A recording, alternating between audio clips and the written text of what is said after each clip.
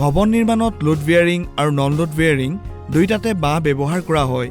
বাঁহ পৰম্পৰাগতভাৱে সমাজত ঘৰ, বাঁহৰ সোফা আৰু ফুটব্ৰিজ নিৰ্মাণৰ বাবে ব্যৱহাৰ কৰা হয় আৰু আগতে তুলনামূলকভাৱে সস্তা আৰু নিম্ন উপাৰ্জন গোটৰ বিকল্প হিচাপে বিবেচনা কৰা হৈছিল।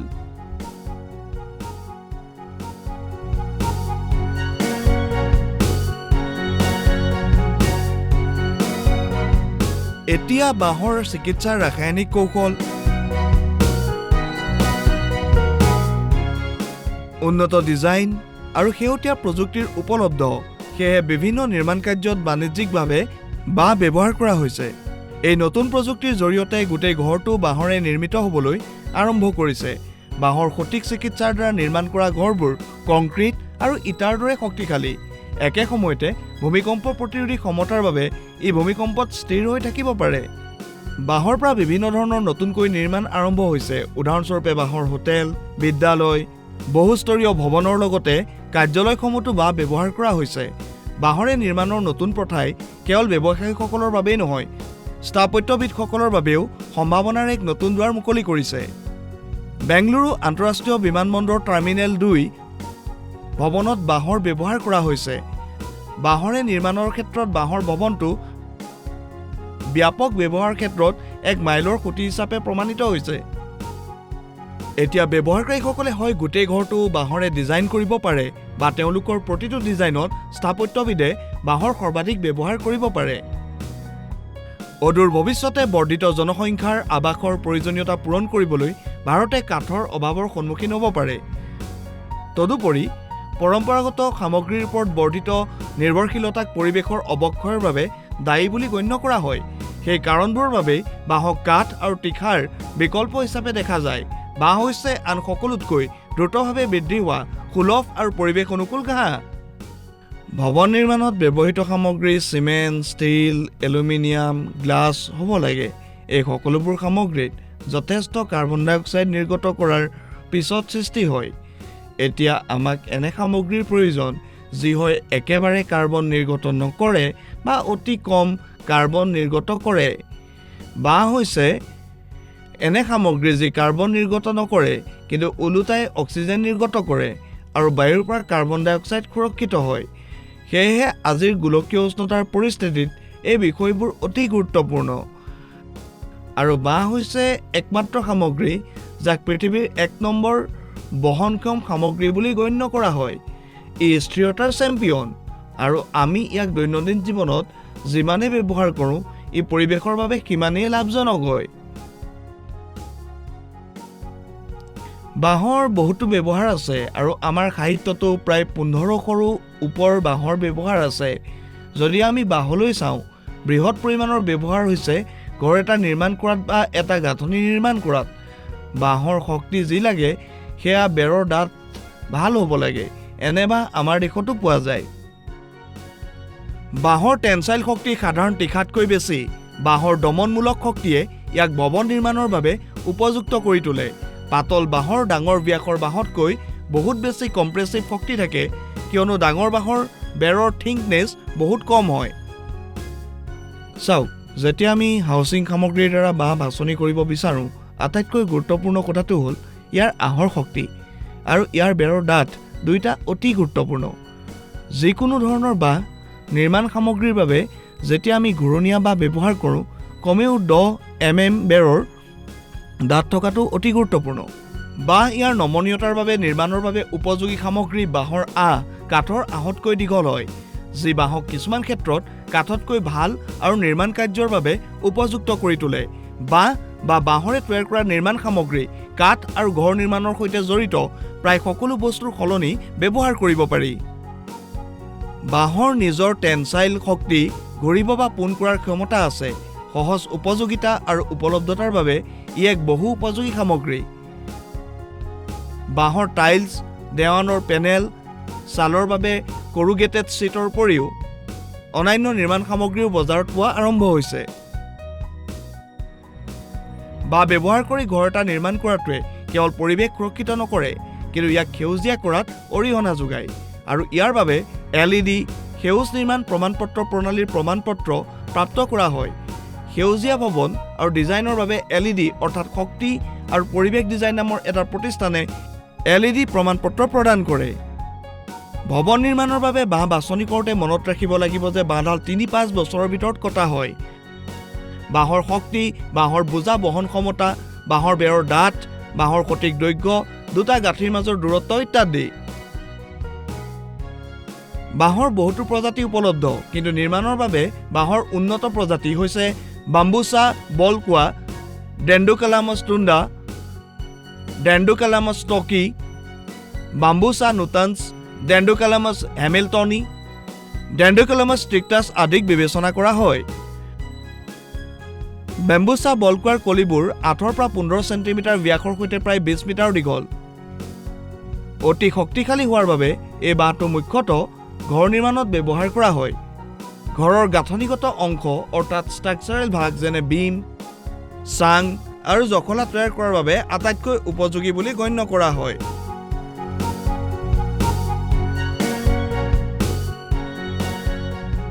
ডেণ্ড্ৰোকেলামাছ টুণ্ডা বাঁহ প্ৰায় ১৫ পৰা ২০ মিটাৰ দীঘল হয় আৰু ইয়াৰ বেৰৰ ডাঠ প্ৰায় ৫ মিলিমিটাৰৰ পৰা ১০ মিলিমিটাৰলৈ পৃথক হয়।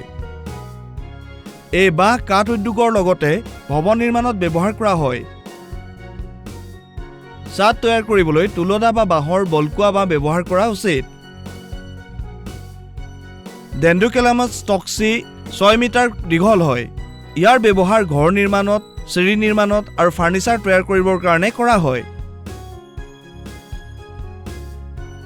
বাম্বুচা নুটান্স বাঁহ ৬ পৰা ২০ মিটাৰ দীঘল আৰু ঘৰ নিৰ্মাণৰ দেৱালৰ বাবে অত্যন্ত উপযোগী হয়। ডেণ্ড্ৰোকেলামাছ হেমিল্টনৰ স্তম্ভটো ২০ মিটাৰ পৰ্যন্ত হয়। ইয়াক ছাদ নিৰ্মাণত ব্যৱহাৰ কৰা হয়। ডেণ্ড্ৰোকেলামাছ ষ্ট্ৰিক্টাছৰ স্তম্ভটো ১৬ মিটাৰলৈকে দীঘল হয়। ভৱন নিৰ্মাণৰ সামগ্ৰী হিচাপে মেট তৈয়াৰ কৰিবলৈ আৰু জখলা তৈয়াৰ কৰিবলৈ এই বাঁহ ব্যৱহাৰ কৰা হয়।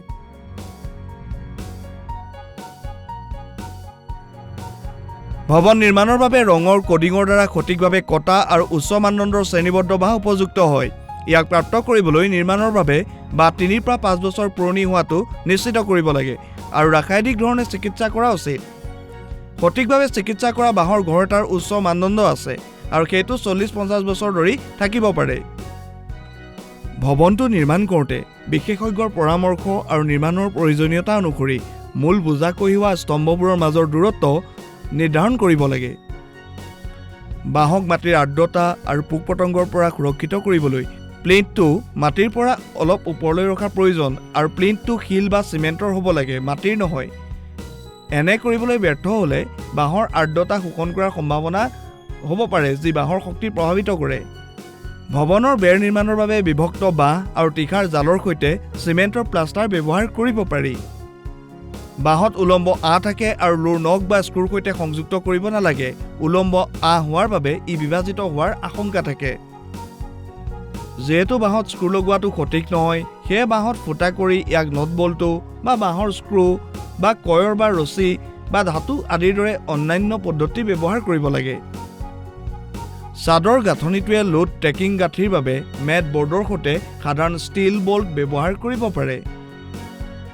ছাদৰ ওপৰত কভাৰিঙৰ বাবে বেম্বো মেট কৰগেটেড শ্বীট ব্যৱহাৰ কৰি ছাদত ঢাকিবলৈ ব্যৱহাৰ কৰিব পাৰি, যিয়ে লগে লগে পানী নিষ্কাশন কৰে আৰু ছাদখন সম্পূৰ্ণৰূপে শুকুৱাই দিয়ে। বেৰ, দুৱাৰ আৰু খিৰিকীৰ ছাটাৰৰ বাবে বাঁহৰ মেটবৰ্ড ব্যৱহাৰ কৰিব পাৰি। এই বাঁহৰ মেটবৰ্ড, বাঁহৰ ছাদৰ কৰগেটেড শ্বীট, বাঁহৰ টাইলছ আদি বাণিজ্যিকভাৱে প্ৰস্তুত কৰা হৈছে আৰু ইয়াক আপোনাৰ প্ৰয়োজন অনুসৰি বজাৰৰ পৰা ক্ৰয় কৰিব পাৰে। এতিয়া আমি বাঁহ বিশেষজ্ঞ সঞ্জীৱ কাৰ্পেৰ সৈতে এটা বাঁহৰ কুটীৰলৈ যাওঁ, য'ত তেওঁ আমাক বাঁহৰ গড়ৰ বিষয়ে তথ্য দি আছে।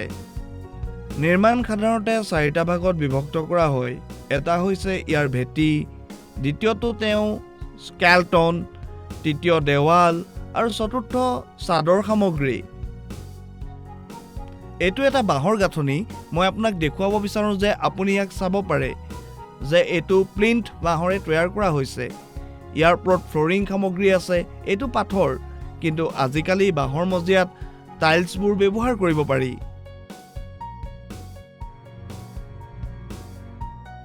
এয়া ইয়াৰ ওপৰত এটা স্কেলটন। এই স্কেলটনবোৰক স্তম্ভ বুলি কোৱা হয়। এই স্তম্ভবোৰ সম্পূৰ্ণ বাঁহৰে তৈয়াৰ কৰা হয়। এই স্তম্ভত আপুনি দেখিব যে নট বল্ট বাঁহৰে তৈয়াৰ কৰা হয় আৰু ইয়াক বাঁহত ঘূৰাই তৈয়াৰ কৰা হয়।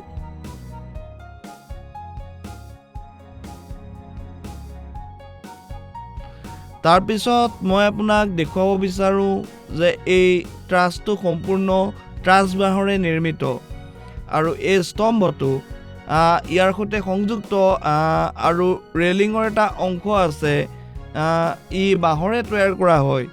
এনেদৰে সম্পূৰ্ণ স্কেলটন বাঁহৰে নিৰ্মিত। যদি আপুনি ইয়ালৈ চাই এই দেৱালখনো আপুনি চাব সম্পূৰ্ণ বাঁহৰে নিৰ্মিত। ইয়াক ফ্লেটেন বাঁহৰ বেৰ বুলি কোৱা হয়। বাঁহ সমতল আৰু বেৰত তৈয়াৰ কৰা হয়।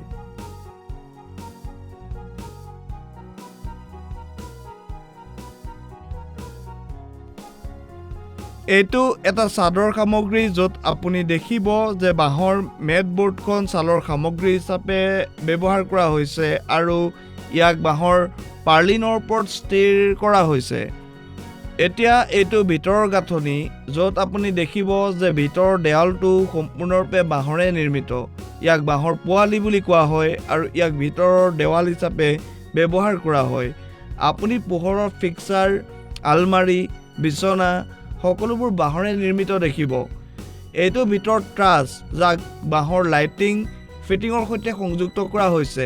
গতিকে আপুনি দেখিছে যে ঘৰৰ সকলো বস্তু বাঁহৰে নিৰ্মিত। এই দুৱাৰখনো বাঁহৰে নিৰ্মিত, যাৰ দুৱাৰৰ হেণ্ডেলটো বাঁহৰে তৈয়াৰ কৰা হয়। আৰু এটা বেলেগ কথা মই দেখুৱাব বিচাৰোঁ যে বাথৰুমৰ ফচেছটো বাঁহৰে তৈয়াৰ কৰা আৰম্ভ হৈছে আৰু ইয়াক বহু ঠাইত ব্যৱহাৰ কৰা আৰম্ভ হৈছে। ইয়াত বাঁহৰ পৰা আইনাৰ ফ্ৰেম আৰু বেচিন ষ্টেণ্ডো তৈয়াৰ কৰা হয়। গতিকে আপুনি দেখিলে যে বাঁহৰ পৰা বহুতো বস্তু তৈয়াৰ কৰা হয়। চাওক, এই আলমিৰাটো সম্পূৰ্ণৰূপে বাঁহৰে নিৰ্মিত। ইয়াক বাঁহৰ মেটৰ পৰা বনোৱা হৈছে। এই দুৱাৰৰ মূৰটো বাঁহৰে তৈয়াৰ কৰা হৈছে। ই দেখিবলৈ বৰ ধুনীয়া। ইয়াৰ ফ্ৰেমিঙো বাঁহৰে নিৰ্মিত, অৰ্থাৎ ই বাঁহৰে তৈয়াৰ কৰা হয়। এইখন বাঁহৰ বিচনা। আপুনি দেখিব পাৰে যে এই গোটেই বিচনাখন বাঁহৰে নিৰ্মাণ কৰা হৈছে। ইয়াৰ হেডবৰ্ডটো বাঁহৰে তৈয়াৰী। ইয়াৰ কাষৰ মেজটোও বাঁহৰে তৈয়াৰ কৰা হৈছে। সেয়ে গোটেই আচবাব বাঁহৰে তৈয়াৰ কৰা হয়। এই বাঁহৰ ঘৰটোত বহুতো বৈশিষ্ট্য আছে, যেনে ইয়াত যি ব্যৱহাৰ কৰা হয়, বাঁহৰে তৈয়াৰ কৰা হয়, ই শোধিত বাঁহৰে নিৰ্মিত। ইয়াৰ দেৱালটো ব্যৱহাৰ কৰা সকলো সামগ্ৰী বাঁহৰ। গতিকে আমি সাৱধান হ'ব লাগিব যে যেতিয়া আমি বাঁহ ব্যৱহাৰ কৰোঁ, ইয়াক সঠিকভাৱে চিকিৎসা কৰা হয় আৰু ইয়াৰ যিবোৰ জইন হয় সেইবোৰ যাতে ভাল হয়। আপুনি গাঁথনিগতভাৱে ডিজাইন কৰোঁতে সাৱধান হ'ব লাগিব, কিয়নো ঘৰটোৱে যথেষ্ট বতাহ বা চাপৰ সন্মুখীন হয়। যদি বাঁহৰ ঘৰটো অতি পাতল হয়, যদি ইয়াক উৰুৱাই নিয়াৰ সম্ভাৱনা থাকে, তেনেহ'লে এইটো তললৈ নমাই দিয়াটো গুৰুত্বপূৰ্ণ। গাঁথনিগত অভিযন্তাসকলে ডিজাইনটো গাঁথনি কৰোঁতে এই সাৱধানতা অৱলম্বন কৰা উচিত।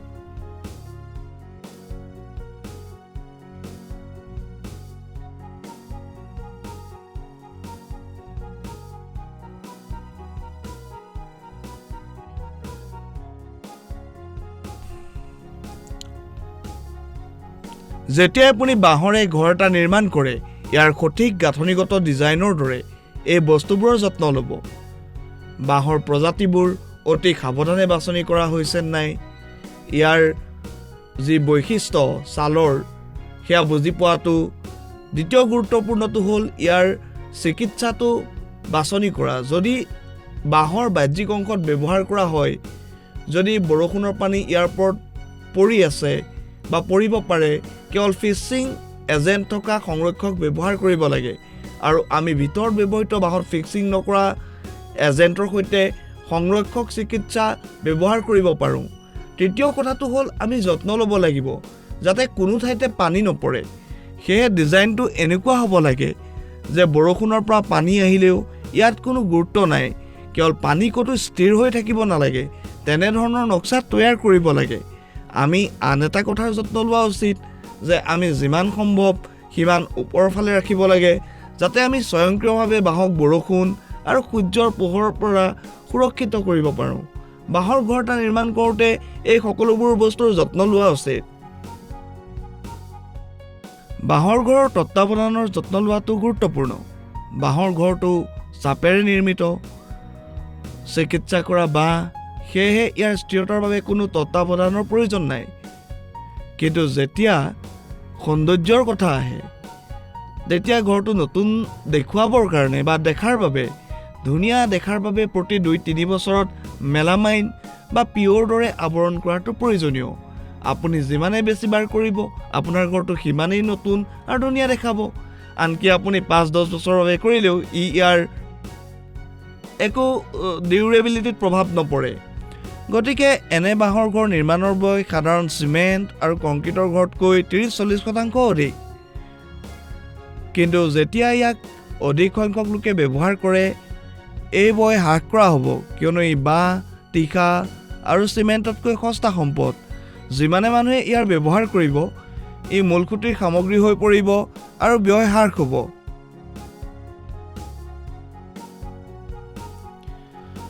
বাঁহৰ ঘৰ এটাৰ সুবিধা হৈছে যে এই ধৰণৰ ঘৰ প্ৰাকৃতিক পৰিৱেশত অত্যন্ত ধুনীয়া দেখায়। তেনেদৰে চিমেণ্ট, কংক্ৰিটৰ ঘৰবোৰ ইমান ভাল দেখা নাযায়।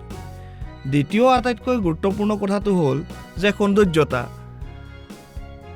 দেখাত ভাল দেখাৰ উপৰিও ই পৰিৱেশ অনুকূল সামগ্ৰী, সেয়ে ই পৰিৱেশৰ ওপৰত কোনো নেতিবাচক প্ৰভাৱ পেলাব নোৱাৰে, কিয়নো ই কাৰ্বন নিৰ্গত নকৰে, কিন্তু ইয়াৰ বিপৰীতে ই অক্সিজেন নিৰ্গত কৰে। সেয়েহে ইয়াক পৰিৱেশ অনুকূল আৰু বহনক্ষম সামগ্ৰী, আৰু এই সামগ্ৰী ব্যৱহাৰ কৰি আপুনি যিটো ঘৰ নিৰ্মাণ কৰিব, সেইটোৱে পৰিৱেশৰ বাবে অত্যন্ত লাভজনক হ'ব।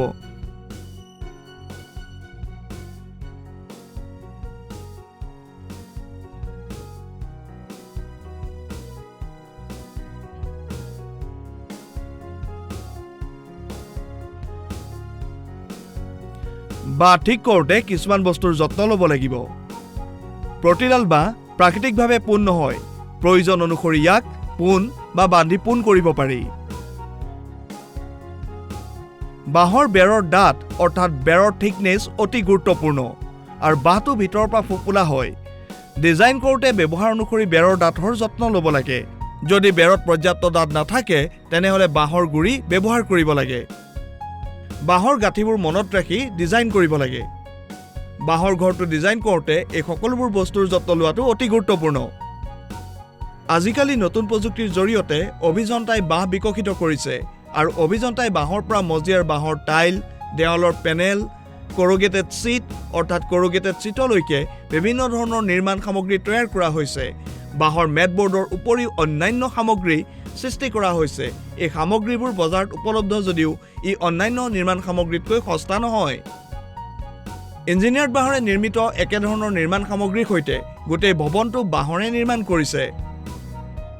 গোটেই ভৱনটো বাঁহৰে নিৰ্মাণ নকৰিলেও যিমান সম্ভৱ বাঁহৰ ব্যৱহাৰ লগতে অন্যান্য নিৰ্মাণ সামগ্ৰী ব্যৱহাৰ কৰি ভৱনটো নিৰ্মাণ কৰা হৈছে। নতুন ব্যৱসায়ীসকলে ভৱন নিৰ্মাণত হাত দিব পাৰে আৰু লগতে অভিযন্তাই বাঁহৰ পৰা এটা নিৰ্মাণ সামগ্ৰীৰ ব্যৱসায় আৰম্ভ কৰিব পাৰে। কেৱল সেয়াই নহয়, আৰ্কিটেক্টসকলে ভৱন নিৰ্মাণত বাঁহ ব্যৱহাৰ কৰিব লাগে। এইটো এতিয়া কম প্ৰচলিত, কিন্তু সম্ভাৱনাবোৰ অপৰিসীম, কিয়নো ই এটা নতুন ক্ষেত্ৰ। যদি প্ৰয়োজন হয়, ইয়াৰ ব্যাপক ব্যৱহাৰৰ বাবে জনসাধাৰণৰ মাজত সজাগতা আৰু আত্মবিশ্বাস বৃদ্ধি কৰাৰ প্ৰয়োজন।